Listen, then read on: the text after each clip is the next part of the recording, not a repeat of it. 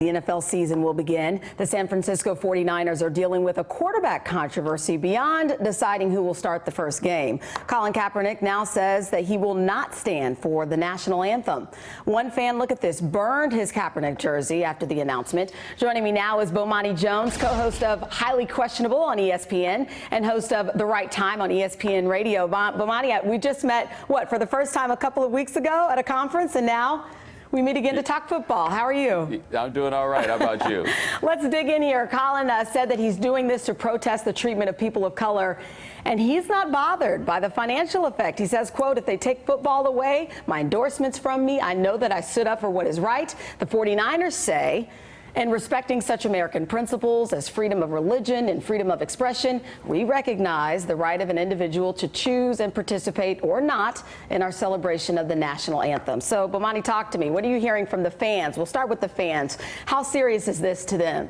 Well, it depends on which fan it is that you are talking about. There's certainly plenty of fans who believe that this is an affront, not just to the United States, but in particular to those who they say died in order to give Colin Kaepernick the opportunity to make $14 million a year. They see this really as something offensive toward the military, and sports has wedded itself to the military, especially in the last 15 years, in a way where it's understandable that people have gone down this line. There are also a lot of fans who can't be ignored, who understand exactly what Colin Kaepernick is saying, relate to him in a lot of ways, and they applaud him for the stance that he has taken. I want to read some reaction from Football Insiders. Former All-Pro Tiki Barber tweeted, Kappy's using his platform and brand to make a compelling and polarizing point, which is his right, even if it's met with ire. And how about Tyler Columbus? He says, was on the Denver Broncos Super Bowl 50 championship team. He wrote, activists changed USA for better, but have to associate national anthem with military, as you said, that right, or that die for your right to protest. Stand up.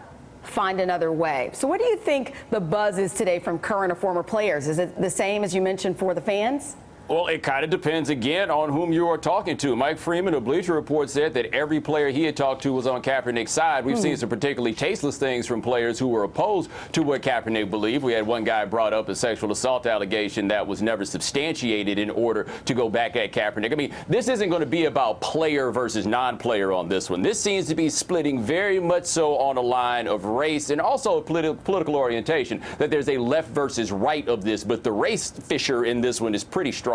You mentioned the political piece. Let's talk about that for a moment. This isn't the first time. In fact, coming off the Olympics, many will remember this moment, a big one back in 1968, Tommy Smith and John Carlos giving the Black Power salute. Or even more recently, I was talking this morning about the ESPY Awards this summer. You have LeBron James, Dwayne Wade, Carmelo Anthony, and Chris Paul. They use the platform to call for nonviolence. Is it fair to put what Kaepernick is doing in the same category? And is there a chance that others will join him?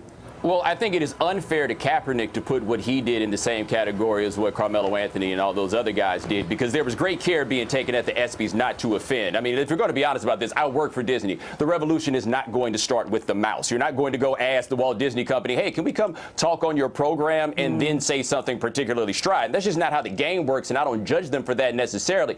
Kaepernick was not playing the I want to make sure both sides understand me. This was a pretty strident opposition to racism and the oppression of black and brown people in the United States. That's totally different from what you had with Carmelo and those guys. Now, if you want to take this back to the 1960s, I just looked at a video clip about an hour ago of Muhammad Ali basically saying the same thing that Colin Kaepernick did, that I've got this money, I've had this level of success, but it would be selfish of me effectively not to use that platform. I'm not simply happy because I was able to win somehow in this American game. You also have to speak for others. So the stand to me is not what he did with the national anthem. He'd done this for a while and nobody had even noticed. The stand was when being asked to explain about it, how direct and strident he was about how he felt, and the fact that he said, this may cost me everything and I'm willing to do that. That part was the stand. The rest of it, if we had never noticed, it wouldn't have been a thing. It became a thing really because of the way that he expressed himself in defending his position.